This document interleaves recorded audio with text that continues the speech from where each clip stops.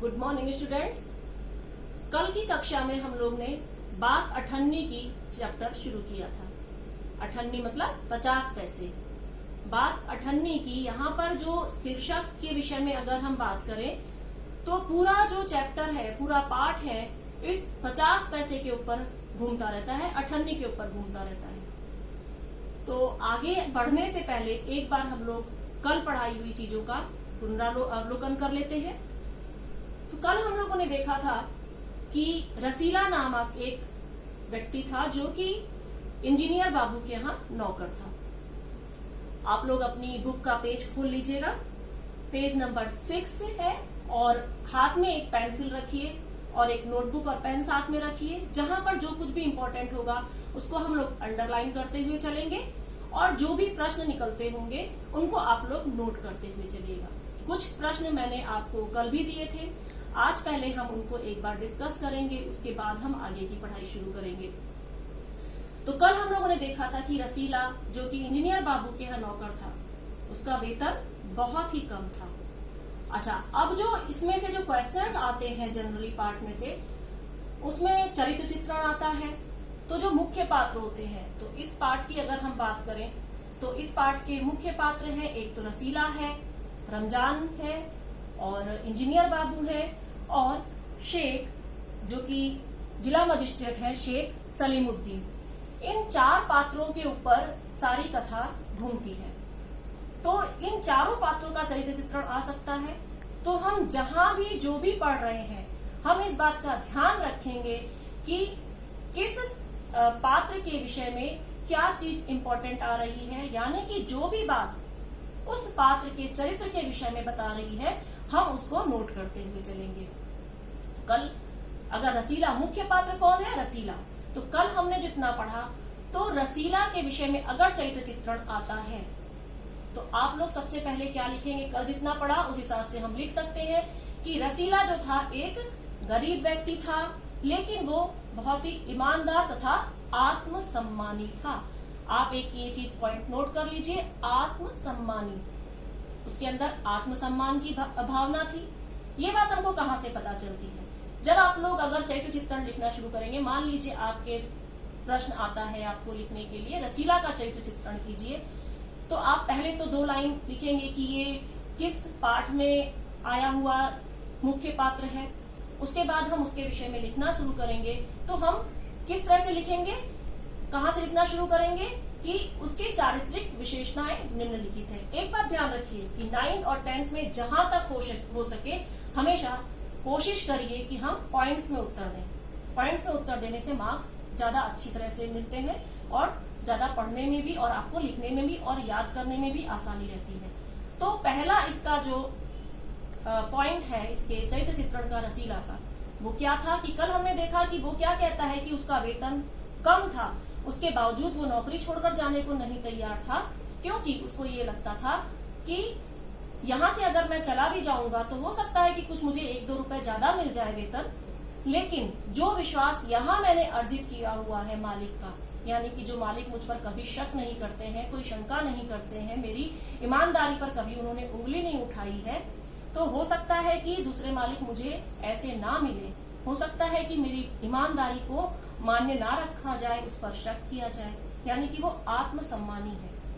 उसके अंदर 2 रुपए कम मिल जाए वो चलेगा, वो भावना है कि चाहे 2 रुपए कम मिल जाए वो चलेगा, लेकिन उसके चरित्र पर, उसकी ईमानदारी पर सवाल नहीं उठना चाहिए। तो पहला पॉइंट है रसीला के चरित्र चित्रण का आत्मसम्मानी। इसके विषय में आप लोग पहला पॉइंट डालेंगे आत्मसम्मानी, उसके बाद उसके विषय में लाइन लिख देंगे कि किस तरह से आप बता सकते हैं कि वो आत्मसम्मानी था। आगे फिर हमने देखा कि वह गरीब था, ईमानदार था, और उसके बाद क्या है कि उसका घर जो था उसमें, वहां पे गांव में उसके 5 लोग परिवार में थे और उनका गुजारा बहुत मुश्किल से चलता था। एक दूसरा पात्र साथ ही में आता है, पहली ही पंक्ति में नाम आता है इंजीनियर बाबू जगत सिंह।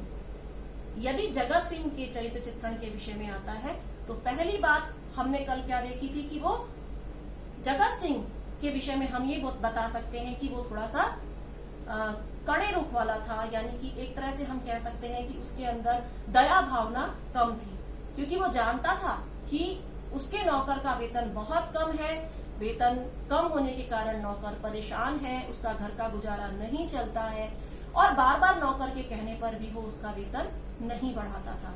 तो यहाँ पर इंजीनियर बाबू जो है उनके विषय में हम ये लिख सकते हैं कि जगत सिंह जो थे वो एक इंजीनियर थे। उनका पहला जो पॉइंट होगा वो क्या था कि वो थोड़े से निर्दयी थे, या हम कह सकते हैं कि वो उदार हृदय वाले नहीं थे, क्योंकि वो बार बार प्रार्थना करने पर भी अपने नौकर का वेतन नहीं बढ़ा रहे थे और स्पष्ट रूप से बोल देते थे तुम्हें कहीं और नौकरी मिलती है तो तुम चले जाओ। यानी कि उन्हें अपने नौकर के प्रति, जो कि उतने सालों से उनके यहाँ काम कर रहा था, उसके प्रति उसके मन में कोई भी प्रेम भावना या कोई भी लगाव नहीं था। तो एक पॉइंट ये हो सकता है कि वो कुछ कम लगाव वाला व्यक्ति था, उसके मन में कठोर हृदय वाला व्यक्ति था, उसके मन में अपने नौकर के प्रति विशेष लगाव नहीं था, जाता है चला जाए। लेकिन एक आगे लाइन आती है, अगर तुम्हें कोई ज्यादा दे तो अवश्य चले जाओ, मैं तनख्वाह नहीं बढ़ाऊंगा। आप इस लाइन को अंडरलाइन कर लीजिए, क्योंकि अक्सर जो क्वेश्चन आते हैं वो क्वेश्चन किस तरह से आते हैं कि एक पंक्ति दे रखी होती है और उसके ऊपर से हमको जो है 4-5 क्वेश्चन पूछे गए होते हैं और हमको उनका जवाब देना होता है। तो कई बार हमको याद ही नहीं आता है कि वो पंक्ति कहाँ से ली गई है, उसका पीछे का क्या बैकग्राउंड है, वो सब हमको याद नहीं आता है। तो इस तरह की जो भी इंपॉर्टेंट पंक्तियां आती हैं आप उनको अंडरलाइन करते चलिए। अब इसका प्रश्न ये आता है, अगर तुम्हें कोई ज्यादा दे तो अवश्य चले जाओ, मैं तनख्वाह नहीं बढ़ाऊंगा। इसका वक्ता कौन है? इसका वक्ता कौन है? इंजीनियर जगत बाबू है। श्रोता कौन है? यानी कि किससे बात कही गई है? रसीला से कही गई है। अब एक अगर प्रश्न बनता है इससे ही कि इस पंक्ति से जगत सिंह के विषय में हमको क्या पता चलता है, तो इस पंक्ति से हमको जगत सिंह के विषय में पता चलता है कि वह कठोर हृदय वाला था, उसे अपने नौकर की परेशानियों से कोई विशेष मतलब नहीं था। तीसरी बात कि वो जगत सिंह जो था वो अपने नौकर के प्रति कोई विशेष प्रेम भाव नहीं रखता था, कोई लगाव नहीं रखता था। उसका सोचना था कि अगर इसे जाना है तो चला जाए, मुझे बहुत से नौकर मिल जाएंगे। अच्छा, एक क्वेश्चन अगर ये पूरा पैराग्राफ अगर आपको दिया जाता है उसमें से कुछ इस तरह का भी क्वेश्चन निकलता है। मैंने आपको कल क्वेश्चन दिए भी थे कि रसीला कौन था। अगर ये क्वेश्चन आता है, रसीला इंजीनियर जगत सिंह बाबू का जो था वो नौकर था। फिर तनख्वाह से रसीला का गुजारा क्यों नहीं चलता था, तो इसका उत्तर क्या होगा? तनख्वाह से रसीला का गुजारा इसलिए नहीं चलता था क्योंकि उसकी तनख्वाह मात्र 10 रुपए थी। 10 रुपए थे जो कि वो बहुत ही कम थी और उसके परिवार में गांव में 5 व्यक्ति उसके अतिरिक्त और थे। उसके पिताजी, उसके 3 बच्चे और उसकी पत्नी। इतने बड़े परिवार का जो था गुजारा मात्र 10 रुपए में चलाना मुश्किल था। तीसरा प्रश्न हमने कहा था, वेतन बढ़ाने की बात कहने पर इंजीनियर बाबू की क्या प्रतिक्रिया होती थी, तो इसका उत्तर क्या होगा? वेतन बढ़ाने की बात कहने पर इंजीनियर बाबू हमेशा बेरुखी से कह दिया करते थे, अगर तुम्हें कोई ज्यादा दे तो अवश्य चले जाओ, मैं तनख्वाह नहीं बढ़ाऊंगा। चौथा प्रश्न था कि रसीला इंजीनियर बाबू की नौकरी छोड़कर क्यों नहीं जाना चाहता था। यहाँ पर यह प्रश्न आता है कि जब उसका गुजारा उस तनख्वाह में नहीं चलता था तो क्यों नहीं वो नौकरी छोड़कर चला जाता था, कहीं अन्यत्र नौकरी कर लेता था। तो इसका जवाब क्या होगा कि रसीला इंजीनियर बाबू की नौकरी इसलिए छोड़कर नहीं जाता था क्योंकि उसका ऐसा सोचना था कि वेतन चाहे भले ही कम हो, लेकिन उसके मालिक का विश्वास जो उसने प्राप्त किया है वह शायद और कहीं उसे ना मिल सके। इसके पीछे उसका आत्मसम्मान भी उत्तरदायी था। आगे हमने पढ़ा था कि जिला मजिस्ट्रेट जो उनके पड़ोसी थे शेख सलीमुद्दीन, वो जो थे उनका एक चौकीदार था, उसका नाम रमजान था और वो रसीला के साथ उसकी बहुत अच्छी मैत्री थी। दोनों साथ में मिलकर घंटों बैठकर बातें किया करते थे, अपना सुख दुख बांटते थे। और जहां एक इंजीनियर बाबू को मिठाई का शौक था तो घर में मिठाई आती थी तो रसीला रमजान को मिठाई खाने को देता था और शेख बाबू को, जो शेख जिला मजिस्ट्रेट नहीं सलीमुद्दीन थे, उनको फल खाने का शौक था। तो उनके फल खाने के शौक के कारण घर में फल आते थे और रमजान रसीला को फल खाने को देता था। यहाँ तक हमने कल पढ़ लिया था। आगे का आज हम शुरू करेंगे। एक दिन रमजान ने रसीला को उदास देखकर कारण पूछा। रसीला को एक बार रमजान ने उदास देखा तो उसने पूछा कि क्या बात है मित्र, तुम क्यों उदास हो? पहले तो रसीला छिपाता रहा, फिर रमजान ने कहा कोई बात नहीं है तो खाओ सौगंध। अब आप इस लाइन को अंडरलाइन कर लेंगे, कोई बात नहीं है तो खाओ सौगंध। ये पंक्ति आ सकती है और उसके पीछे क्या निहितार्थ है, ऐसा क्यों कहा, रमजान ने ऐसा क्यों कहा, ये पूछा जा सकता है। तो रमजान ने ऐसा क्यों कहा? अक्सर क्या होता है कि यदि हमारा कोई बहुत ही निकट व्यक्ति है, हमारा प्रिय व्यक्ति है, और यदि हमसे कोई वो बात छुपा रहा होता है, बता नहीं रहा होता है, तो हम क्या कहते हैं, खाओ मेरी सौगंध कि तुम सच बोल रहे हो। क्योंकि होता क्या है कि हम लोग सामने वाले को यदि हमको प्रिय है तो हम उसकी झूठी सौगंध नहीं खा सकते हैं और हम बात बता देते हैं। इसके पीछे अब हम अगर रमजान के चैत्र चित्रण के विषय में बात करेंगे तो रमजान के चैत्र चित्रण के विषय में आप साथ में नोट करते जाइए। रमजान जो था वो शेख साहब का चौकीदार था, वो रसीला का मित्र था।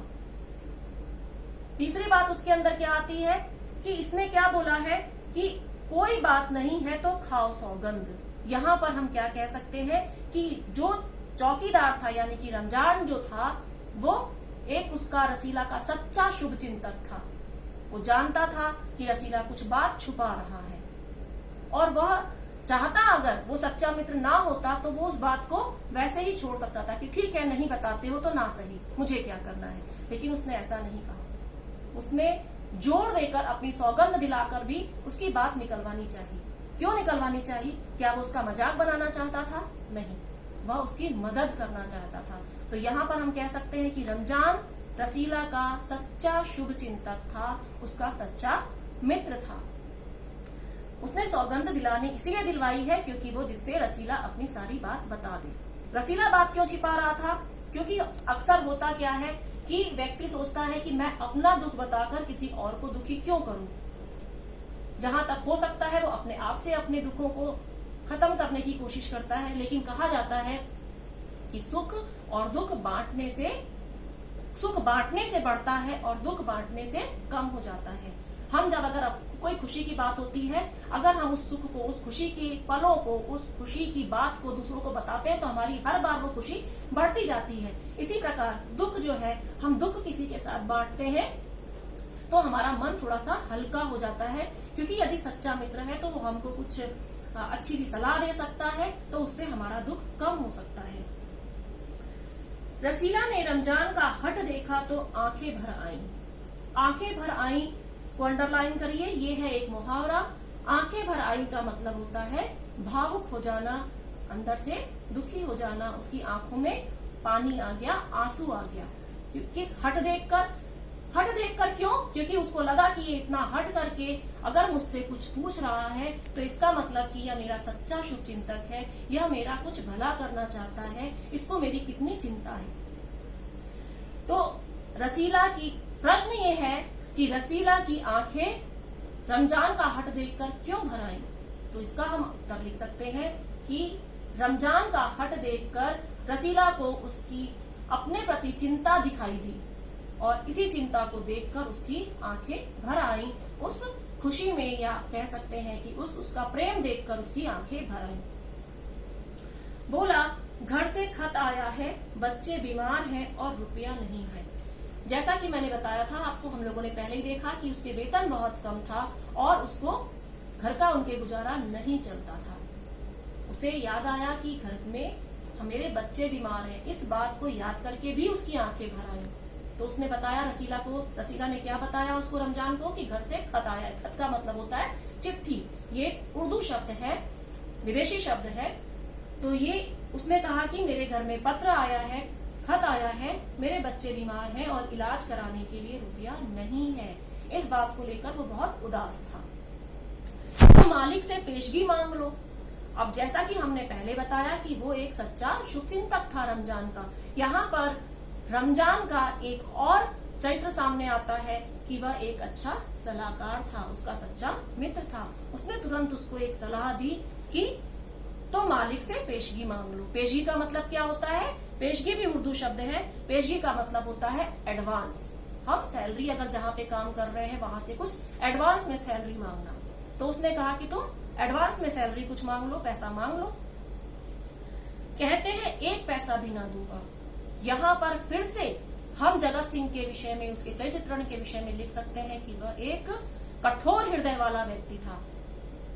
रसीला की परेशानी को सुनकर, रसीला के दुख को सुनकर, उसके बच्चों की बीमारी सुनने के बाद भी उन्होंने उसको पेशगी देने से, एडवांस देने से मना कर दिया था। वो चाहते तो वो पेशगी उसको दे सकते थे, जिसको रसीला भेजकर अपने बच्चों का इलाज करवा सकता था और वो बाद में उसकी सैलरी से, उसकी तनख्वाह से वो पैसा काट सकते थे। लेकिन उन्होंने स्पष्ट रूप से मना कर दिया कि मैं एक पैसा भी नहीं दूंगा। यहाँ पर जगत सिंह का हमको चरित्र का ये पॉइंट सामने आता है कि वो बहुत ही ज्यादा कठोर हृदय वाले व्यक्ति थे। रमजान ने ठंडी सांस भरी। ठंडी सांस भरी यानी कि उसको निराशा सी हुई। उसने रसीला को ठहरने का संकेत किया और आप कोठरी में चला गया। आप का मतलब है स्वयं। उसने रसीला को कहा कि अच्छा तुम रुको, मैं कुछ करता हूँ, और वह खुद कोठरी में चला गया। थोड़ी देर बाद उसने कुछ रुपए रसीला की हथेली पर रख दिए। अंदर से जाकर कोठरी से वो पैसे अपने, जो उसने बचाए हुए पैसे थे, क्योंकि वो भी चौकीदार था, कोई बहुत पैसे वाला तो वो भी नहीं था, लेकिन जो भी उसने अपनी थोड़ी बहुत बचत कर रखी थी उसमें से उसने 5 रुपए लाकर रसीला को दे दिए।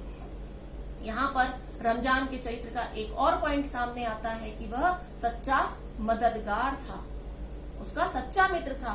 क्योंकि आपने इंग्लिश में भी सुना होगा, a friend in need is friend indeed. मित्र वही होता है जो वक्त पे, जरूरत पर काम आए। जहां पर रसीला को बहुत बड़ी जरूरत थी, परेशानी थी, तो उसने रमजान ने तुरंत अपने पास से बचाए हुए पैसे उसको ला करके दिए और उसके हाथ पर बिना कुछ सोचे समझे उसको रख दिए कि ये पैसे अगर तुम्हें पेशगी नहीं मिलती है कोई बात नहीं, तुम ये पैसे ले लो, इनको तुम भेजकर अपने बच्चों का इलाज करवा लो। रसीला के मुंह से एक शब्द भी न निकला। रसीला के मुंह से यहाँ पर एक प्रश्न ये बनता है कि रसीला के मुंह से एक शब्द भी क्यों नहीं निकला? क्यों? क्योंकि वह गदगद हो गया था। रमजान का अपने प्रति प्रेम देखकर, उस एहसान के भाव से, उस उपकार के भाव से वह गदगद हो गया था। वह कुछ बोल ही नहीं सका, समझ ही नहीं सका कि मैं इसको किन शब्दों में धन्यवाद दूं। तो यहाँ पर क्या प्रश्न बनता है कि रसीला, रमजान के द्वारा मदद करने पर रसीला के मुंह से एक भी शब्द क्यों नहीं निकल सका?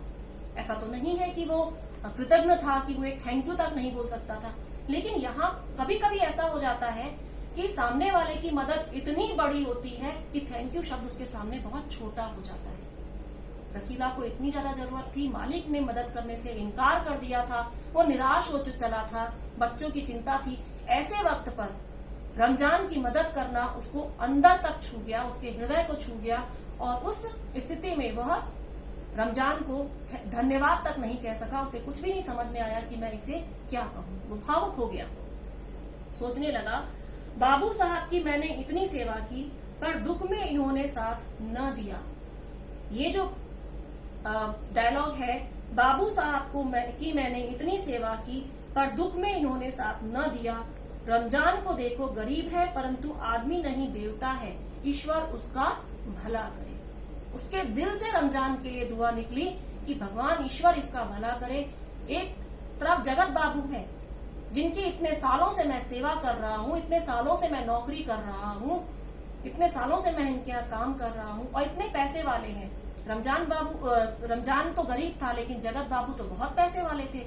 उनके लिए 2-5 रुपए कोई विशेष महत्व तो नहीं रखते थे, और वो भी उन्हें कोई दान में नहीं दे देने थे, सिर्फ एडवांस में देना था, पेशगी में देना था। उन्हें वो वापस से सैलरी में से काट के मिल ही जाने थे, लेकिन उसके बावजूद वो क्योंकि कठोर हृदय के थे, उन्होंने देने से मना कर दिया था। तो उसे दोनों में ये कंपैरिजन कर रहा है कि कितना दोनों में फर्क है। एक तरफ ये अमीर है, उसके बावजूद निर्दयी है, दूसरी तरफ रमजान है जो कि गरीब है, जिसके पास अधिक पैसा भी नहीं है, उसके बावजूद भी यह कितना ज्यादा उदार हृदय का है। उसके दिल से उसके लिए दुआ निकली। अब एक प्रश्न यहाँ पर ये आता है, जैसे मैंने बोला कि आप ये अंडरलाइन कर लीजिए। अगर ये डायलॉग आता है, उसमें से प्रश्न निकलता है कि यह वाक्य किसने बोला, तो यह वाक्य रसीला ने किसके लिए सोचा? रमजान के लिए सोचा। क्यों सोचा? क्या कारण था उसका? इसलिए क्योंकि जहां वक्त के समय पर, जरूरत पड़ने के समय पर जगत बाबू ने भी मदद करने से इनकार कर दिया था, उसके बच्चे के बीमार होने के बावजूद भी मदद करने से इनकार कर दिया था, ऐसे समय पर गरीब होने के बावजूद भी रमजान ने उसकी मदद की और अपनी बचत से उसको पैसे लाकर दिए। ये उसके लिए एक बहुत बड़ी बात थी। आदमी नहीं देवता है, ईश्वर उसका भला करे। क्या प्रतिक्रिया रही उसके मन में उसके प्रति, रमजान के प्रति? कि उसके मन से, दिल से, उसके मन से जो है रमजान के प्रति दुआ निकली कि ईश्वर इसका भला करे। उसने उसको आदमी भी नहीं, देवता के स्थान पर रख दिया। तो अब आगे का जो पाठ है वो हम लोग कल पढ़ेंगे। आप लोग इतने जो प्रश्नों को है उनको आप पढ़िएगा, समझिएगा, फिर से चैप्टर पढ़ के उसको समझिएगा और उनको प्रश्नों के उत्तर को समझिए। धन्यवाद।